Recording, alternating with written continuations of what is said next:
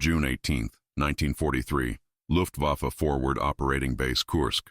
Hauptmann Wilhelm Dörner slammed his fist against the tactical map, startling the dozen officers gathered in the briefing room. 3 straight nights of interrupted operations had left the men bleary-eyed and irritable. Supply lines had been harassed, ammunition dumps mysteriously exploded, and worst of all, no one had gotten a full night's sleep in 72 hours. The mood in the room oscillated between exhaustion and fury as cigarette smoke hung heavy in the pre-dawn air. This emergency briefing had one purpose: neutralize the nocturnal nuisance that was disrupting the German summer offensive.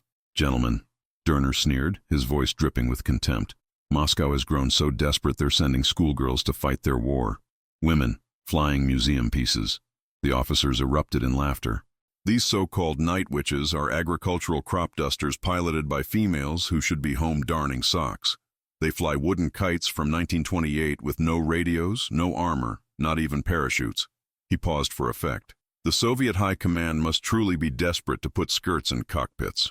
More laughter rippled through the room as officers raised their schnapps glasses in mock toast to the flying housewives of Stalin and their broomsticks with wings. What Hauptmann Dörner didn't know was that at that exact moment, the 588th Night Bomber Regiment was already airborne, approaching his sector with deadly precision. The women pilots had already completed over 8,000 of what would eventually total 24,000 missions against Hitler's Wehrmacht.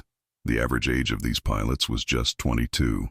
Most had been civilian flight instructors before the war, and they had already dropped over 3,000 tons of explosives on German positions.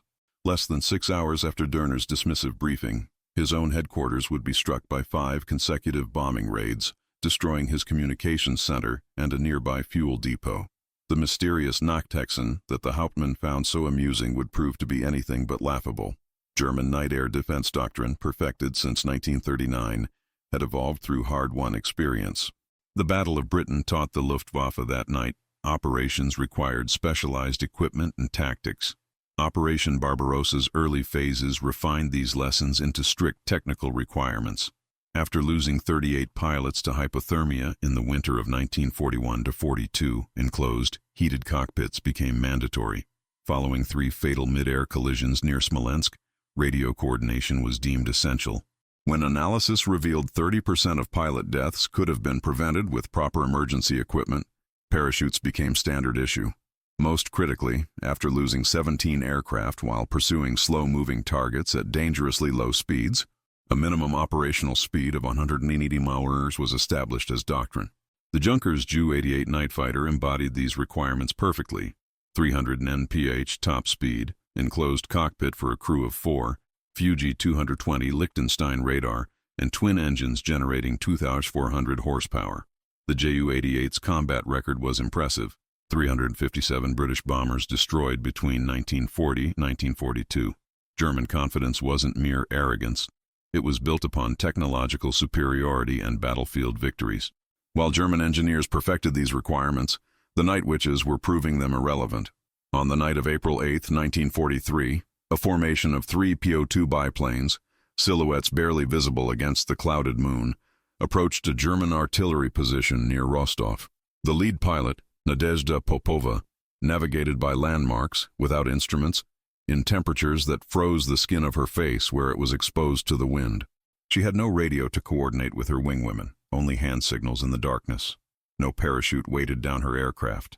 At their operational altitude of 400 meters, a parachute would be useless anyway. Flying at just 94 mph, half the German minimum safe speed, she cut her engine 2 kilometers from the target and glided silently over the German position, releasing bombs by hand onto the supply depot below. The resulting explosion illuminated dozens of vehicles and ammunition crates. This was her 341st mission of what would eventually be part of the regiment's astounding 24,000 sorties. German incident reports dismissed the attack as lucky, unable to comprehend the precision behind such primitive methods. The Soviet response violated every principle German doctrine established. The Polikarpov PO-2 biplane was mockingly described in Luftwaffe reports as flying kindling and plywood with wings. Its construction was indeed primitive, a wooden frame covered with canvas, offering no protection whatsoever from enemy fire or the elements. The open cockpit exposed pilots to temperatures dropping to -40 degrees Celsius.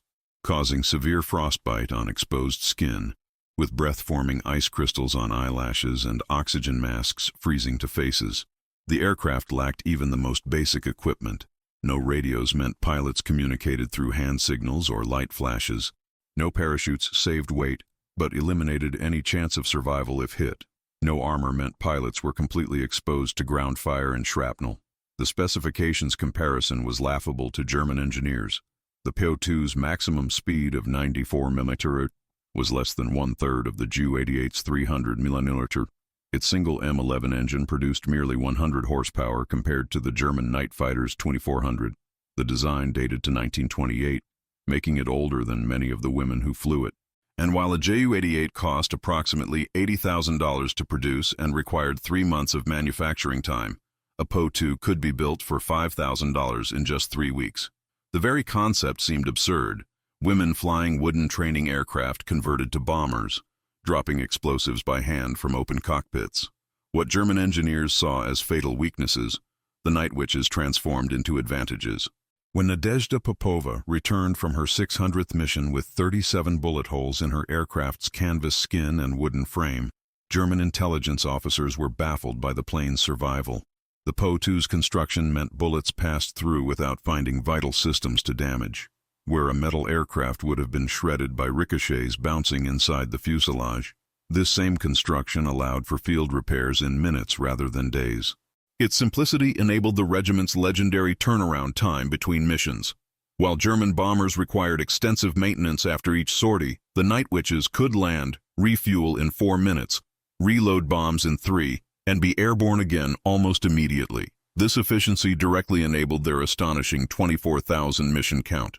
After surviving a night where her aircraft returned with nearly 40 bullet holes, Popova reportedly told her ground crew, "If I'd been flying one of their metal coffins, that bullet would have ricocheted until it found me." Germans designed aircraft to fight their war. We designed tactics to fight ours. An official Luftwaffe technical assessment from August 1942 concluded, "The Soviet deployment of female pilots in obsolete training aircraft represents a desperate measure indicating severe pilot shortages and declining manufacturing capacity. The wooden construction and primitive equipment render these aircraft extremely vulnerable to both weather conditions and enemy action. The fundamental principles of aeronautical warfare remain immutable. Superior speed, metallic construction, and modern avionics will invariably triumph over slower, wooden, obsolete designs, regardless of pilot motivation. We predict these operations will cease within 4 to 6 months due to unsustainable attrition rates. Our calculations demonstrate overwhelming advantages: a 3.1 speed ratio, 24.1 horsepower differential, and 15.1 cost efficiency in our favor. We assess this phenomenon as producing temporary morale impact through sleep disruption, but presenting no serious operational threat to German capabilities. We recommend monitoring but not prioritizing special countermeasures against these units, as they will likely be self-limiting through normal combat attrition. This assessment carried the full authority of Reichsluftfahrtministerium and represented the consensus of Germany's premier aeronautical engineers. It was wrong. While German High Command dismissed the threat, the Night Witches were systematically dismantling their supply infrastructure. On the night the assessment was finalized, 6 PO-2s attacked a German train near Mineralny Vody, destroying 23 supply cars and creating a 6-hour delay in ammunition deliveries to frontline units. By this point, the regiment had conducted over 9,000 missions, steadily building toward the 24,000 that would eventually make them among the most decorated units in Soviet aviation. German logistics officers recorded unexplainable losses that directly contradicted the official assessment, but these reports were often minimized to avoid contradicting superior officers.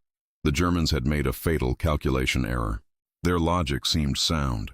A Ju-88 flying at 300 mm versus a PO-2 at 94 mm created a 3.2x speed advantage that should have guaranteed easy interception and destruction of the slower aircraft. What they critically overlooked was that interception requires matching speed, not just exceeding it. This created an aerodynamic paradox centered around stall speeds, the minimum speed at which an aircraft can maintain lift. The Ju-88, with its heavy frame and high-performance design, stalled at approximately 120 mph, meaning it would literally fall from the sky if it flew slower. The PO-2, with its large biplane wings and lightweight, operated comfortably at 80 mm turns and could glide effectively at 60 mm with the engine off. This meant the Night Witches flew below the German minimum survivable speed, creating an impossible scenario. German pilots had to either fly past too fast to effectively engage their targets, or slow down and risk a catastrophic stall. No middle ground existed. This paradox was documented in a specific failed intercept on September 14, 1942, near Stalingrad. Hauptmann Werner Schmidt, attempting to shoot down a PO-2, reduced his speed to 130 mph, dangerously close to his aircraft's stall speed. The Soviet pilot immediately throttled back to a 70 mph glide. Schmidt's aircraft began showing stall warnings, forcing him to abort the intercept. His after-action report noted simply, "Target speed below minimum engagement threshold." Understanding this physics made the Night Witches untouchable. During her 724th mission, part of the regiment's journey toward 24,000 total sorties, Nadezhda Popova detected the approach of a German night fighter by moonlight reflecting off its canopy. She immediately throttled to minimum power and descended to just 200 meters above the ground. The German fighter made 3 passes, overshooting each time, unable to slow enough to train its guns on the plodding biplane. On its final attempt, the German aircraft approached its stall speed, its wings visibly wobbling as aerodynamic lift began to fail. The pilot was forced to abort or crash. This tactic, repeated across their 24,000 missions, proved the PO-2's slowness was its greatest weapon. German engineers calculated thrust, weight, speed, firepower. They calculated everything except one variable. You cannot intercept what flies slower than your minimum speed, and the Night Witches flew slower than physics allowed Germans to chase. The stall speed paradox that had already frustrated German pilots was only the first of 3 advantages the Night Witches possessed. While Luftwaffe aircraft had been optimized for intercepting fast Soviet bombers like the Il-4 and PE-2, which typically cruised at speeds exceeding 250 mph, the Ju-88 and Bf-110 night fighters were designed fundamentally to chase, not to slow match. This created an insurmountable physics problem. At their normal cruising speed of 300 mph, German pilots inevitably overshot the slow-moving PO-2s. When they attempted to slow to 150 mph for a better engagement window, they dangerously approached their 120 mph stall threshold. With PO-2s comfortably cruising at 80 mph and capable of sustained gliding at 60 mph, they operated in what became known among frustrated German pilots as the untouchable zone.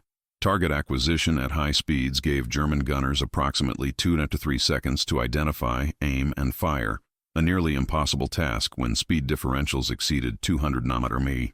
The very training that made German pilots effective against conventional bombers made them ineffective against the Night Witches. On July 23, 1943, Nadezhda Popova demonstrated this advantage during her 782nd mission. While approaching a German fuel depot near Orel, she detected the distinctive engine roar of a Bf-110 night fighter. Her response was immediate and practiced, throttle back to minimum power, reducing speed to barely 65 mph. The German fighter made 4 successive passes, overshooting each time. Popova could clearly see the pilot's frustration in his increasingly steep banking maneuvers as he attempted to circle back for another attack. Each pass bought her valuable time to adjust her course toward the target. During the German pilot's final attempt, his aircraft wings wobbled dangerously as he approached stall speed, forcing him to abort or risk crashing. Popova completed her bombing run successfully, while the German fighter exhausted its fuel in futile interception attempts. This tactic, perfected over thousands of sorties contributing to the regiment's 24,000 missions, allowed the Night Witches to accomplish their objectives despite German air superiority. In his after-action report, the German pilot noted simply, "Target maintained flight below sustainable pursuit speed." The second advantage emerged from what Germans considered the PO-2's greatest vulnerability, its primitive construction materials. The physics of bullet impacts created an unexpected paradox. When a bullet struck a metal aircraft, it would penetrate the aluminum skin, creating shrapnel and ricocheting inside the fuselage, potentially hitting fuel lines, hydraulics, or crew members. German ammunition was specifically designed for metal targets, with explosive rounds and incendiary tracers meant to ignite fuel or damage critical systems. Armor-piercing rounds wasted energy penetrating non-existent armor. In contrast, When bullets hit a canvas aircraft, they simply passed through the fabric and exited the other side with minimal energy transfer, creating no shrapnel and causing negligible secondary damage. When bullets struck the wooden frame, they created clean holes unless they directly hit a critical structural spar. The PO-2's vital systems, engine, fuel tank, and crew, occupied a small percentage of the aircraft's total volume, presenting minimal target area. Canvas tears barely affected aerodynamics, and repairs could be completed with simple fabric patches in 30 minutes, compared to metal welding requiring specialized equipment and hours of work. German pilots frequently reported confirmed hits but no kills, noting with frustration that bullets passed through without apparent effect. During her 897th mission on September 2, 1943, Anna Yegorova of the Night Witches proved this advantage definitively when her aircraft returned to base with 42 bullet holes. The damage assessment recorded 17 holes in the upper wing, 13 in the lower wing, 9 through the fuselage, and 3 through the tail section. One bullet had passed through the cockpit just 8 centimeters from her head. While a metal aircraft would have been severely compromised by such damage, the ground crew deemed her PO-2 airworthy after applying canvas patches and checking control cables. Remarkably, she flew 4 more sorties that night in the same damaged aircraft, contributing to the regiment's journey toward 24,000 total missions. Upon inspecting the damage, Yegorova reportedly told her mechanic, "In their metal planes, I would be dead. In our wooden ones, I am merely ventilated." German intelligence continued to classify the PO-2 as extremely vulnerable, despite mounting evidence that their ammunition was fundamentally incompatible with canvas targets. But the third advantage proved most devastating to German morale. While Luftwaffe defense networks relied heavily on acoustic detection, the Night Witches developed a tactic that rendered this technology useless. German searchlight and anti-aircraft artillery systems depended on sound-ranging equipment that triangulated engine noise for targeting. The standard procedure followed a predictable sequence. Acoustic detection triggered searchlight activation, which enabled anti-aircraft fire and fighter scrambles. The Night Witches discovered, perhaps initially by accident, that this entire defense system could be bypassed. Their approach became standardized. Approach at 8,000 feet with engines at full throttle, allowing Germans to hear and prepare defenses in the wrong location. Then, at approximately 3,000 feet, idle engines completely. The PO-2's glide ratio of roughly 1:10 meant for every foot of altitude lost, they could travel 10 feet forward. From 3,000 feet, this translated to a 30,000-foot gliding distance, nearly 5.6 miles of silent approach. At their glide speed of 60 km/h, this provided almost 5.6 minutes of completely silent operation. The only sound produced was the soft rustling of wind through canvas wings, virtually undetectable from the ground. The psychological effect on German troops was profound, hearing nothing, seeing nothing, then suddenly experiencing explosions from an invisible enemy. On the night of August 7, 1943, Yevdokia Bershanskaya used this silent approach repeatedly during what would become one of her most effective nights of operations. On her 6th sortie of 14 that night, she targeted a German command post near Krasnodar. Her initial approach was deliberately noisy, engines roaring at full power, causing Germans to activate searchlights and anti-aircraft batteries. At precisely 2,150 feet altitude, she cut her engines completely. The abrupt silence was disconcerting even to her crew, accustomed as they were to constant engine vibration. As they glided directly over German positions, they could clearly hear German soldiers calling to each other below. "Where are they? I can't hear them anymore." Searchlight beams swept frantically through empty sky as Bershanskaya's navigator released bombs directly onto the command center. The explosions illuminated the faces of German soldiers still looking upward, confused by the silent attack. She restarted her engine only after clearing the target area by several kilometers. She would repeat this silent approach 13 more times that night, contributing to the regiment's remarkable 24,000 mission total. "We were ghosts they couldn't fight," she later recounted. "They feared the silence more than the bombs, the certainty that we were above them, but they couldn't know exactly where." German technical superiority on paper meant nothing in operational reality.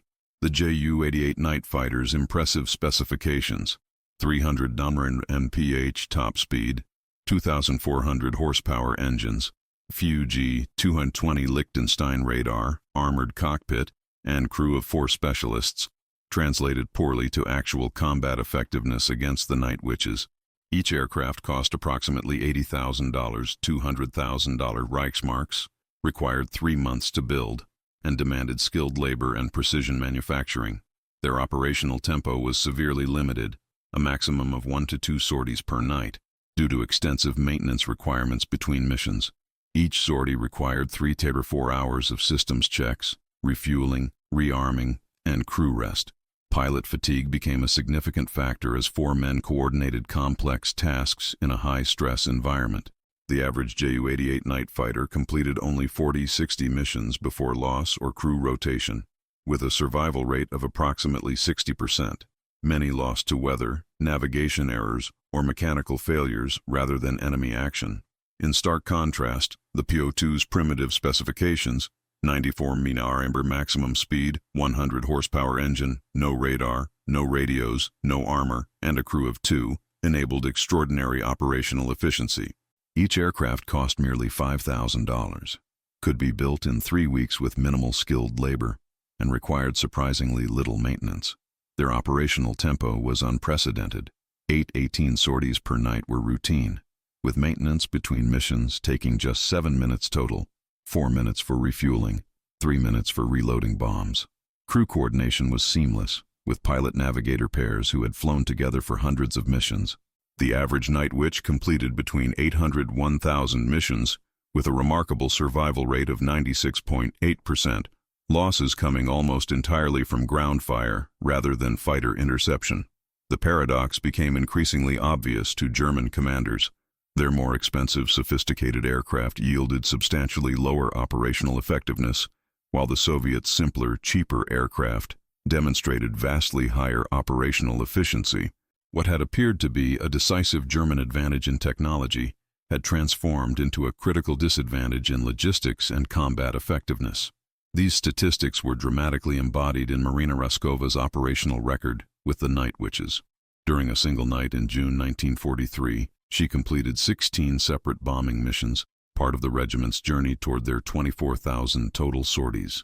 Her operations began at 2,200 hours and concluded at 0545 hours, averaging just 22 minutes per complete cycle, flying to target, releasing bombs, returning to base, refueling, reloading, and launching again.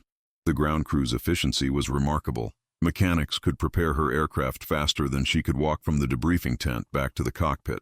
During those 16 missions, she delivered approximately 1,600 kilograms of explosives onto German positions, targeting ammunition dumps, barracks, vehicle parks, and command centers. German casualties from her missions alone that night were estimated at 40 killed and 60 wounded, with 2 fuel trucks and 1 ammunition truck destroyed. For comparison, the most accomplished Luftwaffe night fighter pilot, Major Heinrich Prinz zu Sein-Wittgenstein, flew a maximum of 3 sorties in one night throughout his entire career. By this point in the war, the Night Witch's 24,000 missions were becoming legendary even among German soldiers, who dreaded the distinctive sound of Po-2 engines throttling back at night. Wehrmacht logistics officers were recording a disturbing pattern that would eventually reach high command. The resources expended attempting to stop the Night Witches far outweighed the Soviet investment in the regiment. German expenditure was staggering. Over 2 million anti-aircraft rounds were fired specifically against Night Witch aircraft. At approximately 50 Reichsmarks per AA shell, this represented 100 million Reichsmarks, roughly $40 million USD, in ammunition alone. Fighter sorties dedicated to Night Witch interception exceeded 1,000 attempts at an operational cost of 500 Reichsmarks per sortie, totaling 500,000 Reichsmarks. More than 200 searchlight batteries were deployed specifically for night defense against the harassment bombers, requiring 5,000-plus soldiers assigned to counter the Night Witch's activities. The total German cost for countermeasures exceeded 150 million Reichsmarks. By comparison, Soviet investment in the entire 588th Regiment was minimal. 40 PO2 aircraft at $5,000 each totaled just $200,000. Their ammunition costs were a fraction of the defensive ammunition expended against them, and personnel requirements were modest. 80 pilots, navigators with minimal ground crew, approximately 150 personnel total. Total Soviet cost for the entire regiment's operations likely remained under $2 million USD.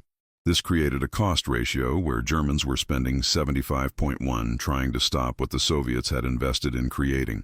Most significantly, despite this enormous expenditure, German fighters achieved 0 confirmed kills on night witches through aerial interception. The result was perfect asymmetric warfare, minimal Soviet investment producing maximum enemy resource drain. Irina Sabrova personally represented this asymmetric efficiency. Analysis of German ammunition expenditure suggested that an average of 1,000 anti-aircraft rounds were fired in attempts to hit each Night Witch aircraft per mission. Given Sabrova's 1,008 missions contributing to the regiment's 24,000 total, approximately 1 million rounds were fired specifically at her aircraft. At 50 Reichsmarks per round, this represented an astounding 50 million Reichsmarks spent attempting to kill a single Soviet woman pilot. The result? She survived the war.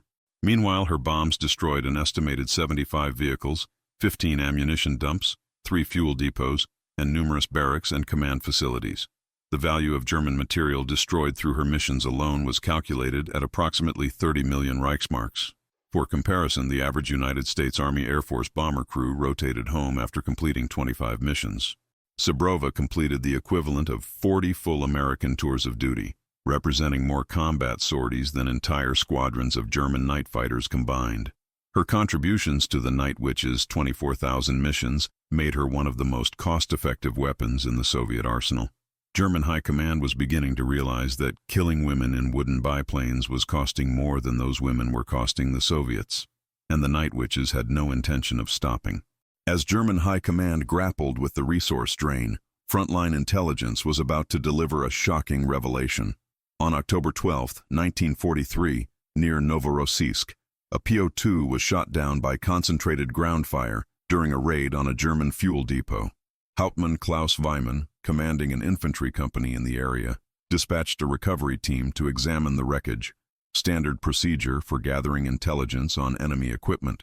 What the team discovered would force a complete reassessment of German assumptions about their Soviet adversaries. I received the first report at 0630 hours. Weimann later wrote in his official account, "My sergeant reported finding a downed Soviet aircraft with 1 dead crew member. His initial description mentioned the pilot was unusually small in stature. I assumed it was a boy, perhaps 16 or 17 years old, indicating Soviet desperation for manpower." Weimann ordered the recovery team to retrieve all documents and bring the body back for intelligence processing. When the team returned 2 hours later, they brought evidence that would shake the German command structure to its core. The dead pilot was not a boy, Weimann's report continued. Upon removing the helmet and flight suit, we discovered unmistakably that the pilot was female, approximately 22 to 24 years of age. Documents recovered from the aircraft identified her as Senior Lieutenant Yekaterina Budanova, 598th Night Bomber Regiment. Her logbook recorded 773 completed missions. The team also recovered a photograph showing Budanova with other female pilots beside their aircraft. Weimann immediately classified the information and sent it up the chain of command, marked urgent, requires immediate verification.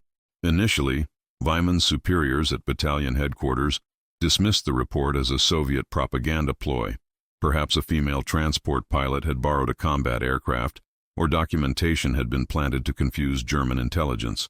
But within 2 weeks, 3 similar reports arrived from different sectors of the front. On October 27th, another Po-2 crash landed behind German lines near Taganrog. Both crew members survived and were captured. The interrogation officer expected to question male pilots, but instead found 2 women in their early 20s. Lieutenant Colonel Wilhelm Miller's interrogation transcript noted, "Prisoners identified as Lieutenant Raskova and Navigator Belik, both female, ages 23 and 20, respectively. They claim to have conducted 412 and 378 combat missions. Prisoners remain defiant. They assert their entire regiment consists exclusively of female personnel, including mechanics and armament specialists." Initially considered disinformation, but consistency with other reports and documentation found on their aircraft suggests authenticity.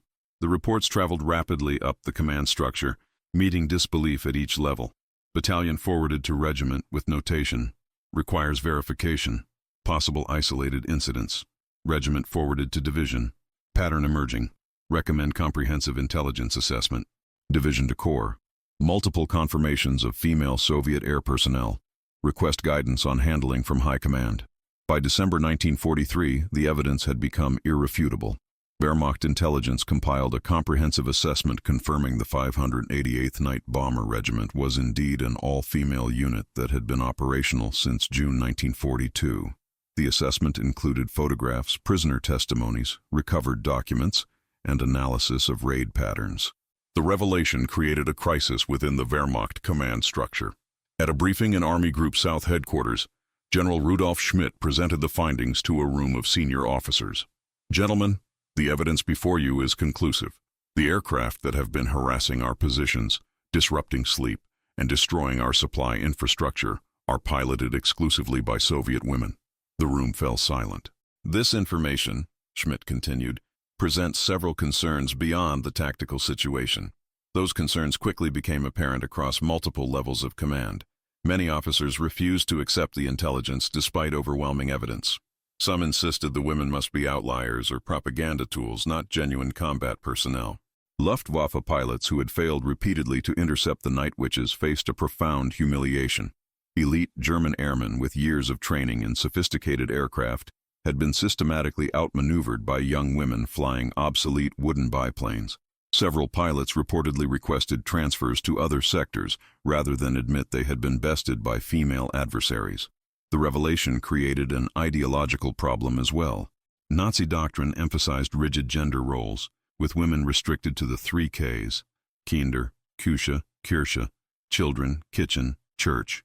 Soviet women piloting combat aircraft directly challenged this worldview. If women could effectively conduct combat operations against the Wehrmacht, what other Nazi assumptions about natural order might be wrong?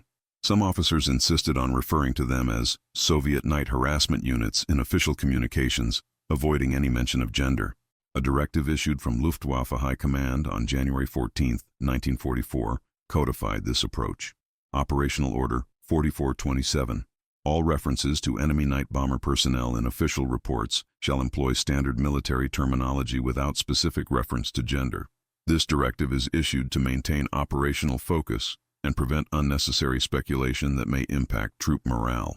And the order effectively suppressed official acknowledgement of the Night Witch's gender, though frontline soldiers had already developed their own understanding. Among combat troops, reactions differed markedly from the high command. The nickname Nachthexen, Night Witches, spread rapidly through the ranks despite official discouragement. The term contained a mixture of fear, grudging respect, and superstition. Some units began requesting dedicated anti-Night Witch resources, while others refused to acknowledge the gender of their tormentors, focusing solely on the tactical threat they presented. While German command struggled with this revelation, the Night Witches continued their relentless campaign without pause. When Germans discovered the truth about the 588th Regiment, Marina Raskova was flying her 841st mission, completely unaware that her gender had become a matter of urgent discussion in German headquarters. By this point, she had already completed over 1/3 of what would eventually total 24,000 regimental missions against Hitler's forces. During the very week German High Command issued their directive prohibiting gender references, Raskova led a formation of 3 PO2s against a German artillery position near Kursk, destroying 2 ammunition trucks and killing 17 soldiers. "We didn't fly to prove women could fight," she later recounted. "We flew because fascists had invaded our homeland. Whether they knew we were women made no difference to our bombs. The discovery changed nothing operationally. The Night Witches continued flying, and Germans continued dying. After the war, Soviet and Allied interrogators collected testimonies from German prisoners that revealed the psychological impact of facing the Night Witches. Between 1945 and 1946, hundreds of German officers and enlisted men were questioned about their Eastern Front experiences, particularly regarding night operations. When asked about the Night Witches, interrogators noted a striking consistency in responses. Even hardened SS officers showed visible reactions to the topic, a mixture of frustration, respect, and lingering disbelief. Oberleutnant Heinrich Berger, a Ju-88 night fighter pilot from Night Fighter Group 4, captured near Prague in May 1945, provided one of the most detailed accounts. "We received orders to intercept these harassment aircraft in August 1943. Command didn't tell us they were women. We only learned that after capture. I attempted interception 14 times over 6 months. 14 failures. The aircraft were simply too slow for effective engagement. My stall warnings would activate every time I tried to match their speed. It was tactically impossible. You spend years mastering the Ju-88, face British Lancaster bombers successfully, understand every principle of air combat. Then a wooden biplane with fabric wings makes you look foolish. When I learned after surrender they were women, the transcript notes a long pause. I had no words. We couldn't catch them because physics wouldn't allow it. Gender was irrelevant. They had beaten the laws of aerodynamics itself. Hauptmann Werner Stolz, who commanded a flak battery in eastern Ukraine from 1943-1944, described the psychological impact. My battery fired approximately 10,000 rounds at these aircraft between November 1943 and March 1944. We achieved perhaps 5 confirmed hits. They would approach with engines loud. We would prepare defenses. Then, silence. We would fire where we thought they were, but we were effectively shooting at ghosts. The sound would return only after bombs had already exploded. The psychological effect on my men was severe. Many became convinced the aircraft were supernatural, hence the name Night Witches. We feared the silence more than the explosions. Learning they were women only intensified the disorientation we felt about what we were fighting. Analyzing hundreds of similar testimonies revealed consistent patterns. Almost all mentioned the eerie silence preceding attacks and its psychological impact. Many described failed interception attempts due to the speed differential. The revelation of gender produced nearly universal shock, though reactions ranged from admiration to resentment. Some attempted to rationalize. Soviet propaganda exaggerated female involvement, or they must have been trained differently than normal women. Others simply acknowledged, made no difference. They were effective regardless of gender. The common refrain echoed Berger's assessment. We couldn't catch what we couldn't match in speed. Some testimonies referenced specific night witches by their aircraft markings or operational patterns. Lieutenant Karl Miller, an infantry officer who served near Stalingrad and later in Ukraine, recalled, "There was one aircraft we learned to recognize, had distinctive red stars painted unusually large on the wings. This aircraft appeared over our positions at least twice weekly. We began calling it Der Geist, the ghost, because it would arrive in complete silence. I witnessed this aircraft's attacks 7 times personally. On December 12, 1943, it destroyed our fuel depot. On January 8, 1944, it hit our command post, killing 3 officers including our intelligence captain. After capitulation, I learned from Soviet records this was likely Lieutenant Sebrova of the 588th Regiment. She had flown over 1,000 missions.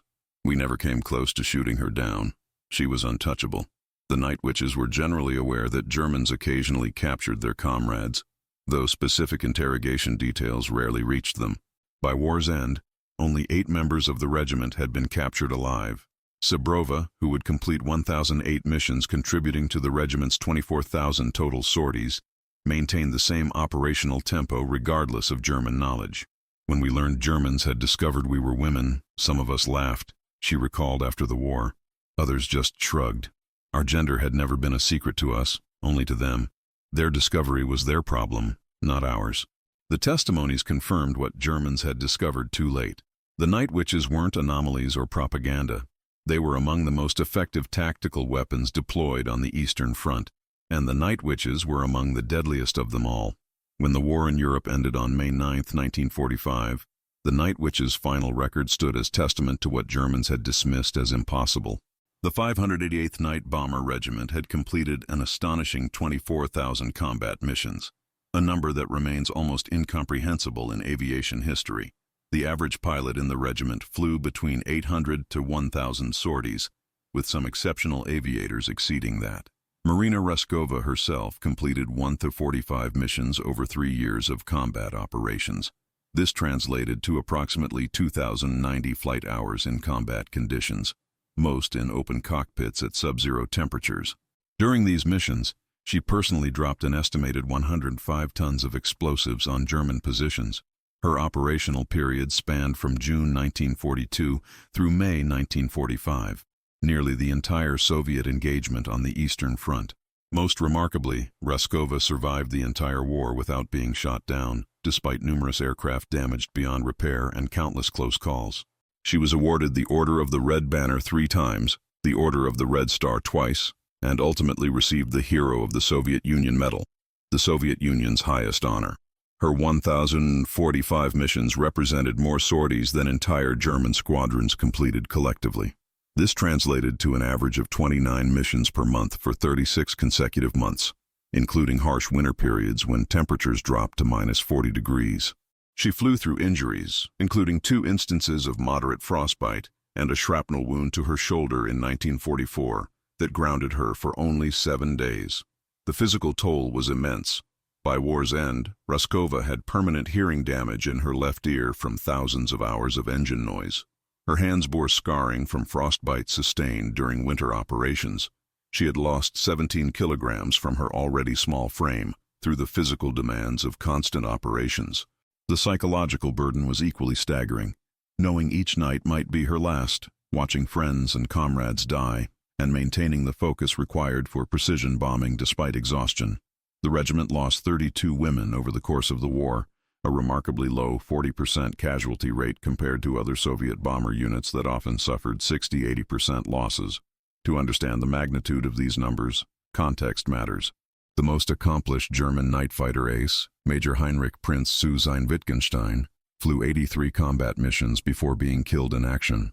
Raskova completed over 12 times that number. The United States Army Air Forces rotated bomber crews home after 25 missions, considering this the maximum psychological limit for effective operations. Raskova completed the equivalent of 41 full American tours of duty. Even compared to her Soviet male counterparts, her record stands out. The average Soviet bomber pilot completed between 150–300 missions total. Among her fellow night witches, the regiment average was approximately 800 missions. She exceeded this by nearly 250 sorties. The scale becomes even more impressive when aggregated. Her 1,045 missions exceeded the total operational sorties of some entire bomber squadrons. If each mission averaged 2 hours, she spent 2,090 hours, 87 full days, in combat flight. Her estimated 105 tons of bombs dropped translated to approximately 3,500 individual explosive devices. Intelligence assessments attribute to her personally the destruction of 23 ammunition dumps, 17 fuel depots, 12 command posts, 176 vehicles, and an estimated 100 German casualties.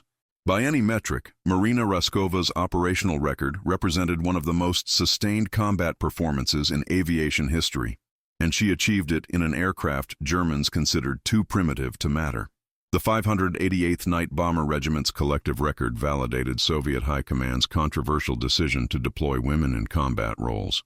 The regiment's final tally approached 24,000 combat sorties, more than some entire Soviet air divisions. These missions delivered over 3,000 tons of explosives onto German positions, with remarkable precision despite primitive aiming methods. German casualties attributed directly to night witch raids exceeded 6,000 killed or wounded. Material destruction included 408 ammunition dumps, 364 fuel depots, 143 command posts, and thousands of vehicles and artillery pieces. From their first operations in May 1942 through the final days of May 1945, they maintained a continuous presence over German lines for 100 nights of war. Perhaps most telling was their survival rate. Of approximately 80 flight personnel who served in the regiment, 32 were killed over 3 years, a 40% loss rate compared to 60–80% for conventional bomber units. This efficiency extended to resource utilization as well. The entire regiment cost the Soviet Union approximately $2 million in aircraft, fuel, bombs, and support infrastructure, yet inflicted damage valued at over $75 million on German forces.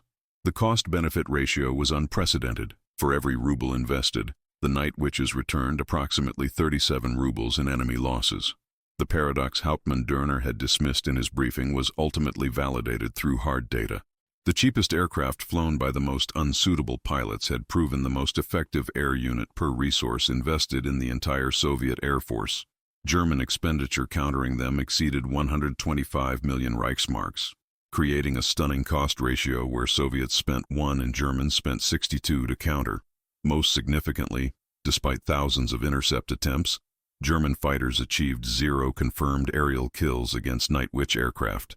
Nearly all losses came from ground fire, not air combat, confirming the stall speed paradox had made them effectively immune to the Luftwaffe's night fighters. But numbers alone don't capture the strategic value. The Night Witch's psychological impact on German forces was profound. Entire battalions suffered sleep deprivation that degraded combat effectiveness.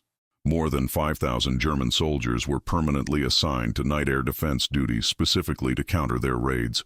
Troops diverted from frontline duties. Supply lines were consistently disrupted, forcing longer and more vulnerable routes for German logistics. The propaganda value within the Soviet Union was equally significant, proving Soviet women could effectively fight and boosting civilian morale.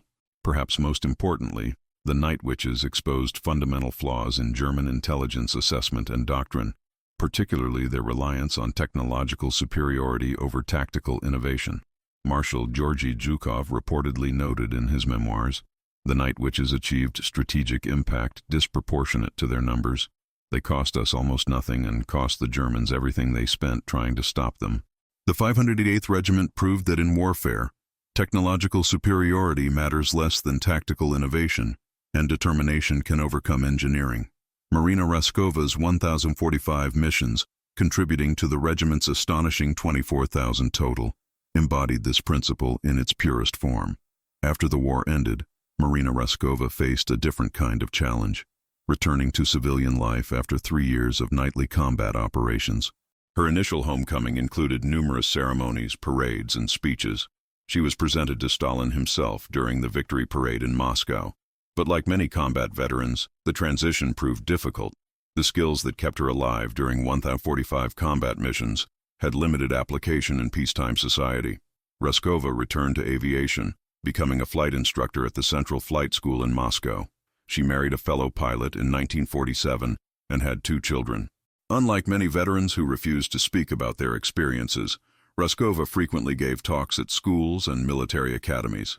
She maintained close relationships with her surviving squadron mates, organizing annual reunions until her death in 1968 from heart complications likely related to the physical stress her body had endured during the war. Soviet recognition of the Night Witches fluctuated with the political climate. During the immediate post-war period, they were celebrated as heroes, with 23 receiving the Hero of the Soviet Union medal. Museums featured their equipment and photographs. Streets in several cities were named after prominent members. But as Stalin consolidated power and grew increasingly paranoid about potential rivals, many war heroes found themselves sidelined. By the early 1950s, official mentions of the regiment became less frequent, though they never disappeared entirely from Soviet military history. Raskova's hometown of Smolensk erected a modest monument to her in 1972, and the Russian Air Force Museum near Moscow maintains a permanent exhibition about the Night Witches that features her logbooks and medals. For decades, the Night Witches remained virtually unknown in the West. During the Cold War, their story was either suppressed or dismissed as Soviet propaganda by Western military historians. The few mentions in Western literature often questioned the accuracy of their achievements or minimized their significance. This began to change during the Glasnost era of the late 1980s, when Soviet archives became more accessible and veterans felt freer to share their experiences. The 1990s saw the first serious Western historical accounts, as researchers gained access to both Soviet records and German archives that contained the interrogation reports of Luftwaffe prisoners. These German testimonies proved crucial in validating what had previously been dismissed as exaggeration. By the early 2000s, several books and documentaries had brought the Night Witches' story to Western audiences. Museums in Germany, the United Kingdom, and the United States began including exhibits about the regiment, acknowledging both their tactical innovations and their historical significance. Today, the Night Witches are recognized in aviation museums worldwide. Memorials exist in Russia, Ukraine, and Belarus. A feature film about the regiment was released in 2015, and several video games and novels have incorporated their story. Marina Raskova specifically is honored with a street in Moscow and a scholarship for female aviation students at the Moscow Aviation Institute. The story of Marina Raskova and the Night Witches transcends its historical moment. Beyond the remarkable statistics, 24,000 missions, 3,000 tons of bombs, 3 years of continuous operations, Their experience reveals universal lessons about warfare and human capability. Their tactics demonstrated that asymmetric approaches can overcome technological superiority when applied intelligently. While Germans invested millions in advanced fighters, the Night Witches exploited fundamental physics to render that investment irrelevant. Their psychological impact often exceeded their physical damage, proving that fear and sleep deprivation could degrade enemy effectiveness as surely as bombs. Their innovative use of primitive equipment showed that adaptation matters more than resources, finding advantages in what appeared to be limitations. The German failure stemmed largely from underestimation. Their assumptions about gender and aircraft primitiveness created a blind spot that persisted even as evidence mounted against it. This cognitive bias prevented effective countermeasures until too late. The prejudice that dismissed women as incapable of precision night bombing became a vulnerability that cost millions of Reichsmarks and thousands of German lives. Their story remains a powerful reminder that an enemy's perceived weakness may contain hidden strengths. The physical and psychological resilience required to fly 24,000 missions defies easy comprehension. Each night, these women faced temperatures that caused frostbite, enemy fire that could end their lives instantly, and the knowledge that many would not return. Yet they continued. This determination ultimately proved more valuable than any technological advantage. Perhaps most surprisingly, their success challenged conventional engineering wisdom. The canvas construction that Germans mocked proved superior against bullets than metal fuselages. The slow speed that should have been a fatal weakness became an insurmountable advantage. The ancient design that generated ridicule enabled tactical innovations impossible in more advanced aircraft. The right tool for the job wasn't the most sophisticated one, but the one best adapted to its specific mission. On May 8, 1945, when Marina Raskova landed after her 1045th and final mission, she represented everything Hauptmann Dörner had laughed about in that briefing room near Kursk. The flying housewives he had dismissed had outlasted the Reich he served. The wooden kites from 1928 had proven more effective than the most advanced fighters Germany produced. The women who should have been darning socks had instead dropped 3,000 tons of explosives with remarkable precision. What began as German ridicule ended as German surrender, with Night Witches accumulating 24,000 missions that German intelligence had once predicted would cease within months. Dörner and his comrades had calculated thrust, weight, speed, and firepower, everything except the determination of women defending their homeland. And in wooden biplanes that physics said shouldn't work, flying missions that military doctrine said couldn't succeed, the Night Witches proved that sometimes the greatest weapon isn't the one with the most impressive specifications. It's the one your enemy refuses to take seriously until it's too late.